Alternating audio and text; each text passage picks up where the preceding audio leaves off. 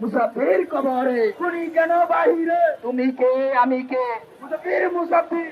মুসাফির হত্যার বিচারের দাবিতে টান টান উত্তেজনা বিরাজ করছে পল্টন এলাকায়। আমরা আপনাদেরকে জানিয়ে রাখতে চাই এখান থেকে মুসাফির মুসাফির মুসাফির মুসাফির